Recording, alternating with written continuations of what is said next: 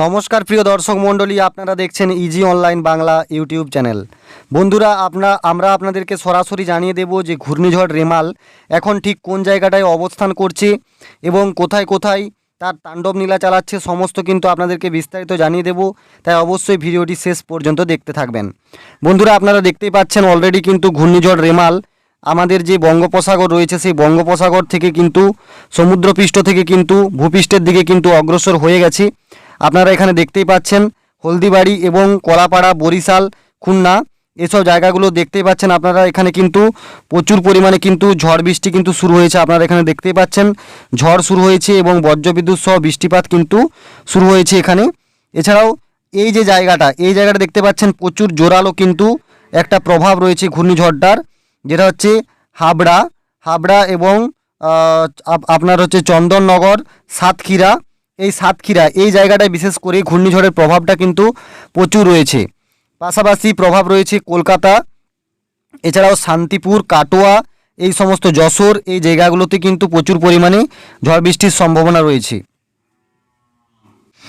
দেখতে পাচ্ছেন যদি আমরা ঘূর্ণিঝড়টা ট্র্যাক করাই, দেখতে পাচ্ছেন সাতক্ষীরা হয়ে কিন্তু এটা যশোর হয়ে ফরিদপুরে হচ্ছে নাগরপুর। এই জায়গাটা দিয়ে কিন্তু ঘূর্ণিঝড়টা কিন্তু চলে যাবে ক্রমশ বাংলাদেশের দিকে। এভাবে কিন্তু ঘূর্ণিঝড়টা এগিয়ে যাচ্ছে। আপনারা দেখতেই পাচ্ছেন এখানে যদি ট্র্যাক করাই আমরা সমস্ত বিষয়টি কিন্তু আমরা দেখতে পাচ্ছেন মঙ্গলবার নাগাদ কিন্তু এখন যেটা রয়েছে ঘূর্ণিঝড়টা সেটা হচ্ছে সাতক্ষীরার কাছে কিন্তু রয়েছে ঘূর্ণিঝড়টা। আপনারা এটা পরিষ্কার কিন্তু যদি দেখতেই পারবেন যে সোমবার নাগাদ দেখতেই পাচ্ছেন, সোমবার নাগাদ কিন্তু এখানে ঘূর্ণিঝড়টা সাতক্ষীরার কিন্তু কাছে এখানে রয়েছে, ট্র্যাক করা যাচ্ছে। দেখতেই পাচ্ছেন ঘূর্ণিঝড়টা সরাসরি কিন্তু এভাবে এগিয়ে যাচ্ছে।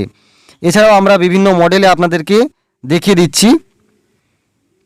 বন্ধুরা, এরপর আপনাদেরকে দেখাবো যে কোথায় কত বেগে ঝোড়ো হাওয়া বইবে, সেটা কিন্তু আমরা আপনাদেরকে দেখিয়ে দেবো। পাচ্ছেন এই যে 28 তারিখে কোথায় কোথায় প্রবল বৃষ্টির সম্ভাবনা রয়েছে, এটা কিন্তু একটা ম্যাপ কিন্তু প্রকাশ করা হয়েছে।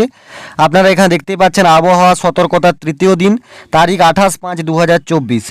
এই 28/5/2024 কোথায় কোথায় ঝড় বৃষ্টি হবে, প্রবল অত্যাধিক ভারী বৃষ্টি হবে। দেখতেই পাচ্ছেন দক্ষিণ 24 পরগনা রয়েছে, উত্তর 24 পরগনা রয়েছে। এছাড়াও ভারী থেকে অতি ভারী বৃষ্টিপাত হবে। দেখতেই পাচ্ছেন দক্ষিণ 24 পরগনা, উত্তর 24 পরগনা, এবং হালকা বৃষ্টিপাত হবে যে জায়গাগুলোতে, সেগুলোও কিন্তু এখানে বলা রয়েছে। এছাড়াও কিন্তু এখানে ওয়ার্নিং রয়েছে। আপনারা কিন্তু দেখতেই পাচ্ছেন তার পরের দিনেও যে ঝড় বৃষ্টির সম্ভাবনা সেটাও কিন্তু প্রবল রয়েছে। 29 তারিখ কিন্তু রয়েছে আলিপুরদুয়ার, জলপাইগুড়ি, কোচবিহার এই সমস্ত জায়গাগুলোতে ভারী বৃষ্টির কিন্তু সতর্কতা রয়েছে। দেখতেই পাচ্ছেন প্রবল সামুদ্রিক ঘূর্ণিঝড় রেমাল ধীরে ধীরে স্থলভাগে প্রবেশ করেছে। ঘূর্ণিঝড়ের বহিরাংশ বা আউটার ব্যান্ড ইতিমধ্যে পশ্চিমবঙ্গ ও বাংলাদেশের উপকূলবর্তী এলাকা অতিক্রম করেছে। ঘূর্ণিঝড়ের মধ্যস্থল বা বর্তমানে স্থলভূমিতে প্রবেশের প্রক্রিয়া শুরু করেছে। আগামী 2 ঘন্টা ধরে এই ল্যান্ডফর্ম প্রক্রিয়া চালাবে। বাংলাদেশের খেপুপাড়া এবং পশ্চিমবঙ্গের সাগর দ্বীপের মধ্যবর্তী স্থানে স্থলভাগে প্রবেশ করছে ঘূর্ণিঝড়টি। বাতাসের সর্বোচ্চ গতিবেগ রয়েছে ঘন্টায় 135 কিলোমিটার। কলকাতায় ইতিমধ্যেই কিন্তু ঝড় বৃষ্টির দাপট শুরু হয়েছে। একই সঙ্গে প্রবল বেগে বইছে ঝোড়ো হাওয়া।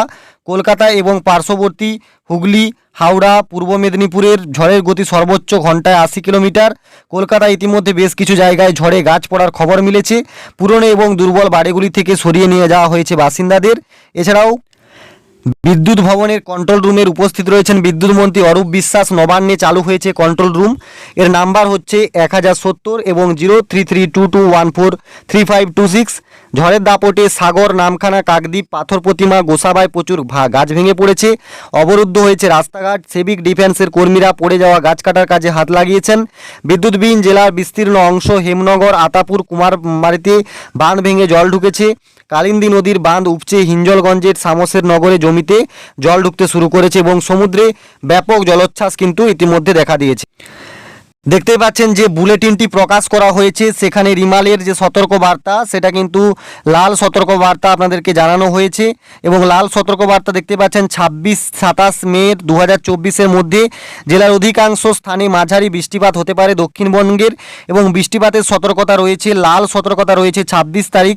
উত্তর এবং দক্ষিণ 24 পরগনা, পূর্ব মেদিনীপুর জেলার 1 বা 2টি জায়গায় অত্যন্ত ভারী বৃষ্টি হতে পারে, এবং উত্তর ও দক্ষিণ 24 পরগনা, পূর্ব মেদিনীপুর, কলকাতা, হাওড়া, হুগলি জেলা জেলার কিছু জায়গায় ভারী থেকে অতি ভারী বৃষ্টিপাত হতে পারে।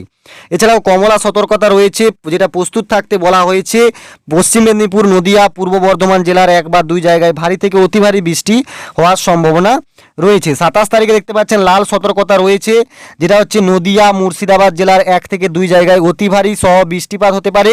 এবং কমলা সতর্কতা রয়েছে বীরভূম, পূর্ব বর্ধমান, হুগলি, উত্তর ও দক্ষিণ 24 পরগনা, কলকাতা, এই সমস্ত জায়গাগুলো রয়েছে। এছাড়াও রয়েছে বায়ুপ্রবাহের সতর্কবার্তা। উত্তর ও দক্ষিণ 24 পরগনার উপর দিয়ে ঘন্টায় 120 কিমি বেগে দমকা ঝোড়ো হাওয়া সহ 100 থেকে 110 কিলোমিটার বেগে কলকাতা, হাওড়া, হুগলি, পূর্ব মেদিনীপুরের উপর দিয়ে ঘন্টায় 90 কিলোমিটার বেগে দমকা হাওয়া সহ 70 থেকে 80 কিলোমিটার বেগে নদিয়া, পূর্ব বর্ধমানে ঘন্টায় 40 কিলোমিটার বেগে দমকা হাওয়া সহ 60 থেকে 70 কিলোমিটার বেগে এবং বাকি জেলাগুলিতে ঘন্টায় 60 কিলোমিটার বেগে দমকা হাওয়া বইবে। দেখতে পাচ্ছেন 27 তারিখে নদিয়া ও মুর্শিদাবাদের উপর দিয়ে ঘন্টায় 40 কিলোমিটার বেগে দমকা ঝোড়ো হাওয়া সঙ্গে 60 থেকে 70 কিলোমিটার বেগে উত্তর ও দক্ষিণ 24 পরগনা, কলকাতা, হাওড়া, হুগলি, বীরভূম, পূর্ব বর্ধমানে ঘন্টায় 70 কিলোমিটার বেগে দমকা হাওয়া সহ 50 থেকে 60 কিলোমিটার বেগে, বাকি জেলাগুলিতে ঘন্টায় 60 কিমি বেগে দমকা হাওয়া সহ 40 থেকে 50 কিমি বেগে ঝোড়ো হাওয়া বয়ে যাওয়ার সম্ভাবনা রয়েছে।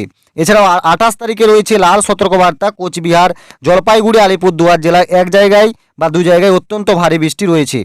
তো এই ছিল আপডেট, আশা করি আপনারা ভিডিওটি বুঝতে পেরেছেন। এছাড়াও আরও যে সমস্ত আপডেট আসবে আপনাদেরকে জানিয়ে দেবো, তা অবশ্যই চ্যানেলটি সাবস্ক্রাইব করে আমাদের পাশে থাকবেন। সকলকে অসংখ্য অসংখ্য ধন্যবাদ।